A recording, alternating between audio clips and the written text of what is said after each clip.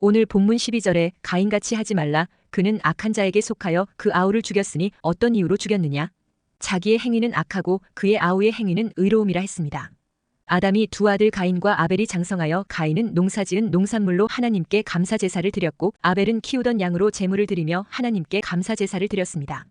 그런데 하나님은 아벨의 제사는 받으셨으나 가인의 제사를 받으시지 않았습니다. 그러자 가인은 창세기 4장 6절에 몹시 분하여 안색이 변하니고 했습니다. 그런데 이런 일이 일어나기 전에 하나님은 미리 가인에게 스스로 마음에 일어나는 죄와 싸우며 죄를 다스리도록 충고했습니다. 창세기 4장 7절에 내가 선을 행하면 어찌 낯을 들지 못하겠느냐.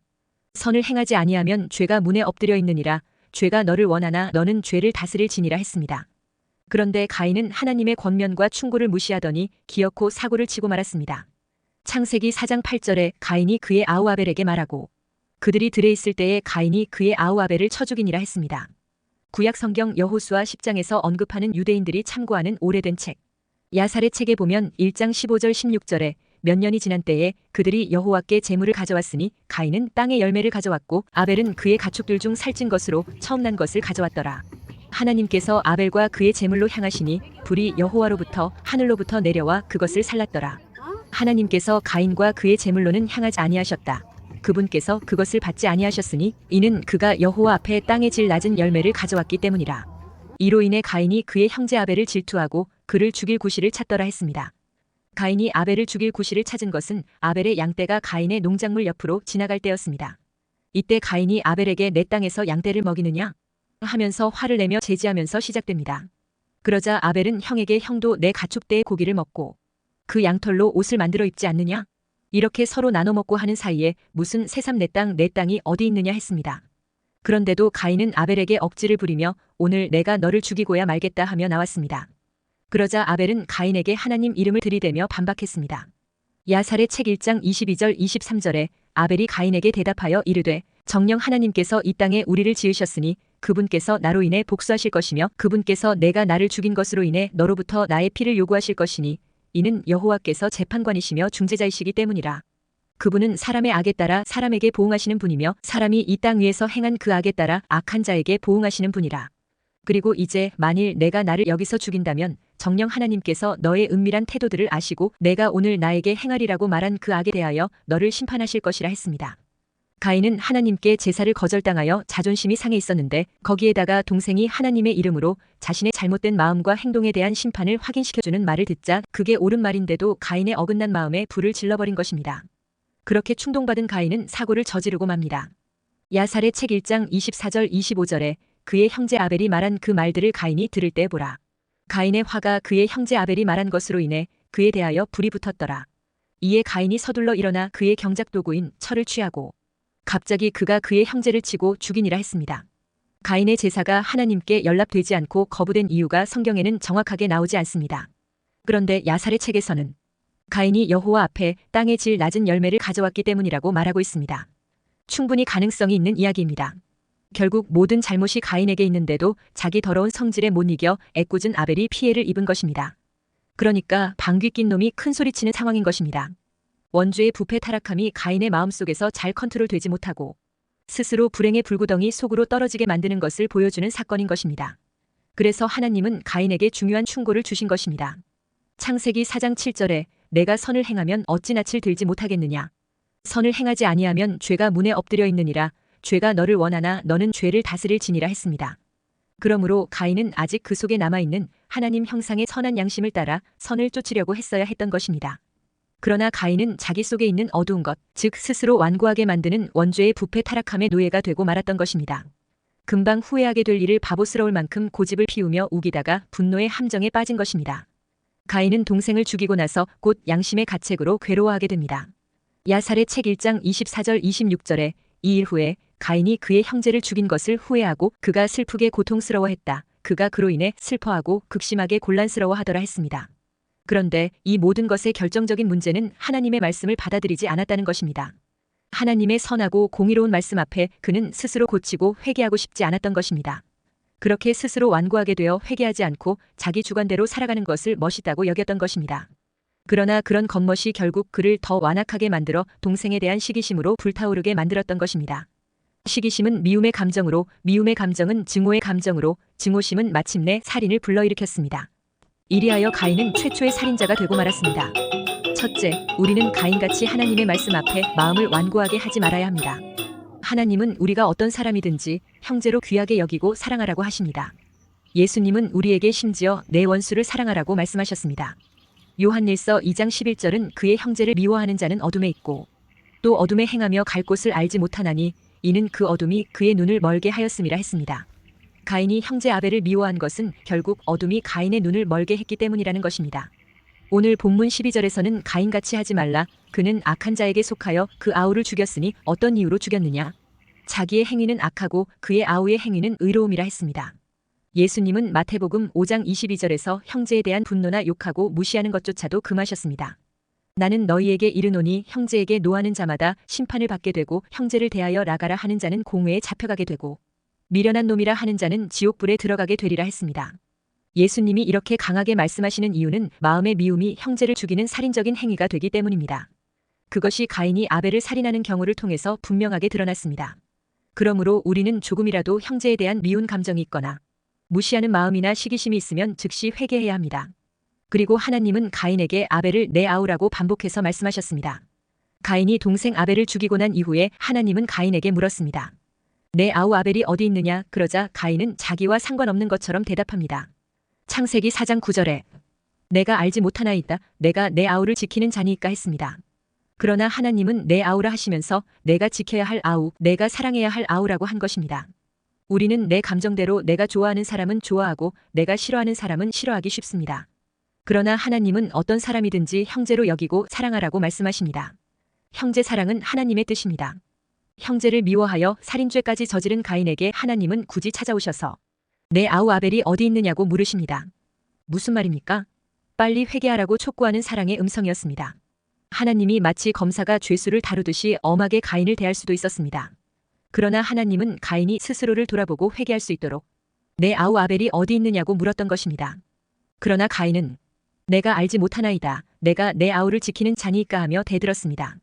그는 살인죄를 은폐하고자 거짓말까지 했습니다. 하나님의 질문에 아담은 자기 죄를 숨기고 책임 전가를 했지만 가인은 한술 더 떠서 속이고 반항했습니다. 하나님은 이런 그를 당장에 심판해야 마땅할 것입니다. 그러나 하나님은 그를 오래 참으시고 계속해서 그에게 물으십니다. 창세기 4장 10절에서 12절에 이르시되 내가 무엇을 하였느냐? 내 아우의 핏소리가 땅에서부터 내게 호소하느니라. 땅이 그 입을 벌려 내 손에서부터 내 아우의 피를 받았은즉 내가 땅에서 저주를 받으리니 내가 밭을 갈아도 땅이 다시는 그 효력을 내게 주지 아니할 것이요 너는 땅에서 피하며 유리하는 자가 되리라 했습니다. 하나님은 사람의 피를 흘리면 그냥 넘어가지 않으십니다. 하나님은 아벨의 의로운 죽음, 원통한 죽음을 간과하지 않으셨습니다. 땅은 아벨의 피를 받았고 가인은 땅에서 저주를 받게 되었습니다. 가인은 밭을 갈아도 땅이 효력을 주지 않으니 그는 결국 땅에서 피하며 유리하는 방랑자의 삶을 살게 되었습니다. 민수기 35장 33절에 너희는 너희가 거주하는 땅을 더럽히지 말라. 피는 땅을 더럽히나니 피 흘림을 받은 땅은 그 피를 흘리게 한 자의 피가 아니면 속함을 받을 수 없느니라 했습니다. 살인죄는 생명의 존엄성을 파괴하는 것이요 동시에 여호와의 거룩하신 땅을 오염시키기 때문에 큰 죄가 되는 것입니다. 하나님은 공의의 하나님님이십니다. 하나님은 다른 사람을 해하여 억울함이 생기지 않도록 하라고 명하십니다. 아벨은 억울하게 죽었습니다. 그러나 그는 바른 예배를 드리다가 죽었습니다. 그래서 아벨은 최초의 순교자의 죽음이었습니다. 진리와 복음과 믿음과 예배 때문에 죽임당했다면 그것은 순교의 죽음입니다. 히브리서 11장 4절에 믿음으로 아벨은 가인보다 더 나은 제사를 하나님께 드림으로 의로운 자라 하시는 증거를 얻었으니 하나님이 그 예물에 대하여 증언하심이라. 그가 죽었으나 그 믿음으로써 지금도 말하느니라 했습니다. 아벨은 하나님께 더 나은 제사를 드리다가 최초의 순교자가 되었습니다. 우리가 드려야 할 더 나은 제사가 무엇입니까? 그것은 아벨처럼 평소에 선을 행하는 삶을 살며 예배드리는 자입니다. 아벨은 그의 평소의 선한 삶이 예배로 나타났고 하나님은 그의 예배를 받으신 것입니다. 그는 자기 삶을 하나님이 기뻐하시는 산제사로 드렸던 것입니다. 아벨은 평소에 선을 쫓아 사는 사람으로서 그 삶 전체를 하나님을 믿는 믿음으로 사는 믿음의 사람이었습니다. 그래서 그가 죽었으나 그 믿음으로써 지금도 말하느니라 했습니다. 로버트 토머스 선교사는 1866년에 제너럴 셔먼호를 타고 조선에 입국했습니다. 그는 자신을 처형시키려는 조선 병사들에게 성경책 한 권과 복음을 전하고 순교했습니다. 그는 조선에서 본격적인 선교 활동도 하기도 전에 27세의 젊은 나이에 조선 땅 입구에서 죽음을 맞이하고 말았습니다. 그러나 그의 순교와 피 흘림은 조선 복음화의 밑거름이 되었습니다. 그리하여 복음이 코리아의 조선 반도에 널리 퍼져나가게 되었던 것입니다. 형제 사랑에 대해 완고할 문제가 아니라 형제 사랑 때문에 복음을 전하고 복음 때문에 생명까지 내놓을 수 있는 사랑의 사람이 되는 것이 하나님의 뜻인 줄로 믿습니다. 둘째, 우리는 가인같이 죄에 휘둘리지 말고 죄를 다스려야 합니다. 우리는 누구나 죄를 지을 수 있습니다. 그것은 죄의 유혹은 달콤하기 때문입니다. 그러나 우리는 죄를 다스릴 줄 알아야 합니다. 우리는 하나님 앞에 의로운 길을 걸어야 합니다. 여러분은 구원받은 자들로서 하나님이 두고 보기에도 아까운 사람들입니다. 시편 115편 15절에 너희는 천지를 지으신 여호와께 복을 받는 자로다 했습니다. 시편 16편 3절에 땅에 있는 성도들은 존귀한 자들이니 나의 모든 즐거움이 그들에게 있도다 했습니다. 가인이 자기가 농사지은 농산물로 하나님께 감사 제사를 드렸을 때 하나님께서 연락하지 않고 동생인 아벨이 양을 감사 제물로 바쳤을 때 기쁘시게 연락하시는 것을 보고 가인이 시험에 든 것입니다. 이에 가인은 창세기 4장 6절에 몹시 분하여 안색이 변하였다고 했습니다. 그때 하나님은 가인을 찾아오셔서 바른 지도를 해주십니다. 창세기 4장 7절에 내가 선을 행하면 어찌 낯을 들지 못하겠느냐. 선을 행하지 아니하면 죄가 문에 엎드려 있느니라. 죄가 너를 원하나 너는 죄를 다스릴 지니라 했습니다. 예배에 실패한 가인에게 하나님은 예배 성공 비결을 가르쳐 주신 것입니다. 먼저 내가 선을 행하라는 것입니다. 내가 선을 행하면 어찌 낯을 들지 못하겠느냐 했습니다. 하나님께서 가인을 찾아오셨는데 가인이 고개를 숙이고 있었나 봅니다. 얼굴에서 화가 나 뽀루퉁한 표정이 역력히 드러났던 것입니다. 왜 동생 아벨의 제사는 받으시면서 내 제사는 안 받으시는 것입니까? 하는 불만의 표정이었던 것입니다. 가인은 자기의 제사가 받아들이지 않은 것에 기분이 몹시 상한 것입니다. 하나님께 외면당하는 경험을 겪고서 고개를 떨군 채 지냈던 모양입니다. 우리가 선을 행하면 당당합니다. 그래서 부끄러움이 없습니다. 그러나 죄를 지으면 고개를 숙일 수밖에 없습니다. 우리가 하나님 앞에 서면 반드시 하는 일이 있습니다. 그것은 로마서 14장 12절에 이러므로 우리 각 사람이 자기 일을 하나님께 직고하리라 했습니다. 로마서 14장 11절에서는 기록되었으되 주께서 이르시되 내가 살았노니 모든 무릎이 내게 꿇을 것이요 모든 혀가 하나님께 자백하리라 하였느니라 했습니다. 죄 없는 사람은 한 사람도 없습니다. 하나님의 심판대 앞에서 우리는 스스로 자기 죄를 고백할 수밖에 없습니다. 우리는 선을 행하기 위해 지음을 받았습니다. 그러므로 우리는 착한 일을 해야 합니다. 예수 믿는다면 착하게 살아야지 악하게 살면 안 됩니다. 디모데전서 6장 18절에 선을 행하고 선한 사업을 많이 하고 나누어 주기를 좋아하며 너그러운 자가 되게 하라 했습니다. 예수님도 착한 일을 행하셨습니다. 사도행전 10장 38절에 하나님이 나사렛 예수에게 성령과 능력을 기름 붓듯 하셨음에 그가 두루 다니시며 선한 일을 행하시고 마귀에게 눌린 모든 사람을 고치셨으니 이는 하나님이 함께 하셨음이라 했습니다. 하나님 앞에 착한 일이 무엇입니까? 예배 잘 드리는 것입니다. 성경은 가인이 예배에 실패한 이유를 몇 가지로 말하고 있습니다. 첫째, 가인은 행위가 악한 자였기 때문입니다. 요한일서 3장 12절에 자기의 행위는 악하고 그의 아우의 행위는 의로움이라 했습니다. 둘째는 가인은 믿음이 없이 예배를 드렸기 때문입니다. 그에 반해 아벨은 믿음의 예배를 드려서 의로운 자라는 증거를 얻었습니다.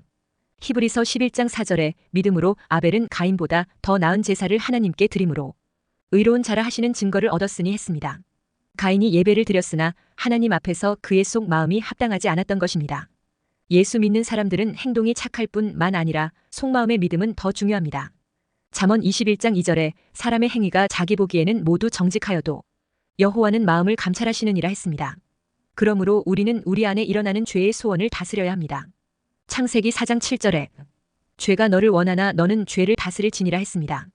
우리가 하나님 앞에 착하게 살지 않으면 엄청난 현실을 직면하게 됩니다. 죄가 문에 엎드린다는 것입니다. 죄가 문 앞에서 웅크리고 있다는 것입니다. 악한 영들이 우리를 사로잡기 위해 준비하고 있다는 것입니다. 악한 마귀는 우리 안에 있는 마음의 문만 보고 있다는 것입니다. 마음 문이 열리기만 하면 달려들어서 우리를 핥히고 물어뜯고 죽이려고 합니다. 죄만 지어라, 그러면 너는 내 것이다. 이런다는 것입니다. 모든 죄의 배후에는 악한 영이 있습니다. 악한 생각, 악한 말, 악한 행동, 그 배후에 악한 영이 있는 것입니다. 진정한 기독교인은 효를 실천합니다. 불효하는 것은 하나님의 뜻이 아니기 때문입니다. 진정한 기독교인은 남의 것을 도둑질하지 않습니다. 남의 것을 탐내고 빼앗는 것은 하나님의 뜻이 아니기 때문입니다. 기독교인은 내 생명이 소중하듯이 남의 생명도 소중하게 생각합니다. 내 가정이 소중하면 남의 가정도 소중하게 생각합니다. 내 자녀가 소중하면 남의 자녀도 소중하다고 생각합니다. 남의 것을 해치고 빼앗는 것은 하나님의 자녀가 취할 행동이 아닌 것입니다. 하나님은 우리의 악행에 대해 준엄하게 심판하실 것입니다. 갈라디아서 5장 1절에 그리스도께서 우리를 자유롭게 하려고 자유를 주셨으니 그러므로 굳건하게 서서 다시는 종의 멍에를 매지 말라 했습니다. 셋째, 우리는 예수님같이 형제를 사랑하며 살아야 합니다. 요한일서 3장 18절에 자녀들아, 우리가 말과 혀로만 사랑하지 말고 행함과 진실함으로 하자 했습니다. 요한일서는 구원받은 하나님의 자녀들이 어떠한 삶을 살아가야 할 것에 대하여 가르치고 있습니다. 요한일서는 예수님의 생명의 말씀을 영원한 생명이라고 했습니다. 그리고 하나님은 빛이시라고 했습니다. 그러니까 예수님은 이 세상의 빛과 생명이 되십니다. 예수 그리스도를 통하여 새 생명을 얻은 자는 하나님의 계명을 지키는 삶을 살아갑니다. 그리고 형제를 사랑한다고 했습니다. 그리고 우리가 형제를 사랑하는 것은 구원받은 자의 증거라고 말씀합니다. 요한일서 3장 10절에 이러므로 하나님의 자녀들과 마귀의 자녀들이 드러나나니 무릇 의를 행하지 아니하는 자나 또는 그 형제를 사랑하지 아니하는 자는 하나님께 속하지 아니하니라 했습니다. 그러니까 하나님의 자녀들의 특징이 형제를 사랑한다는 것입니다. 하나님은 사랑이시기에 그의 자녀된 우리들은 아버지 하나님과 같은 사랑하는 본성을 가지고 새롭게 태어난다는 것입니다. 그러므로 성도가 서로 사랑하는 것은 의무이면서 동시에 진정한 그리스도인이라는 증거가 되는 것입니다. 그리고 우리가 형제를 사랑하는 것은 희생적인 사랑이어야 합니다. 요한일서 3장 16절에 그가 우리를 위하여 목숨을 버리셨으니 우리가 이로써 사랑을 알고 우리도 형제들을 위하여 목숨을 버리는 것이 마땅하니라 했습니다. 예수님이 우리를 위해 희생적인 사랑을 주셨으므로 우리도 형제를 위해 희생적인 사랑을 실천하는 것이 마땅하다는 것입니다. 예수님은 자원에서 우리를 위하여 목숨을 버리셨고 우리를 대신해서 죄값을 치르셨습니다. 그러므로 우리는 십자가에서 희생하신 주님을 바라보면서 하나님의 사랑을 이해할 수 있습니다. 예수님께서는 스스로 십자가의 길을 가셨기에 십자가에서 원망하지 않았습니다. 이사야 53장 7절에 그가 곤욕을 당하여 괴로울 때에도 그의 입을 열지 아니하였으며 마치 도수장으로 끌려가는 어린 양과 털 깎는 자 앞에서 잠잠한 양같이 그의 입을 열지 아니하였도다 했습니다. 교회를 섬기는 것은 주님을 섬기는 것입니다. 우리가 주님을 섬길 때에 고난이 찾아오고 시련이 찾아와도 원망하지 않는 것은 우리가 주님을 사랑하고 교회를 사랑하고 형제를 사랑하기 때문입니다. 우리가 기준으로 삼는 형제 사랑은 주님이 우리를 위하여 목숨을 버리신 것처럼 우리도 형제들을 위하여 목숨을 버리는 것입니다. 우리가 형제를 사랑하는 것은 예수님이 보는 것처럼 그 사람을 보고 대하는 것입니다. 그리하면 예수님이 사랑하시는 것처럼 사랑할 수 있는 자세를 갖게 되는 것입니다. 비록 좋아하지 않지만 사랑하는 것은 마치 그를 좋아하는 것처럼 대하는 것입니다. 믿음으로 사랑하는 것은 그리스도를 기쁘시게 하는 것이며 그리스도께서 대하시는 것처럼 대하는 것입니다. 그러므로 우리는 예수님처럼 사랑하는 하나님의 자녀의 삶을 살아가야 합니다. 형제를 가인같이 시기하고 미워하지 말아야 합니다. 여러분은 예수님처럼 형제를 사랑하는 자가 되시기를 주의 이름으로 축원합니다.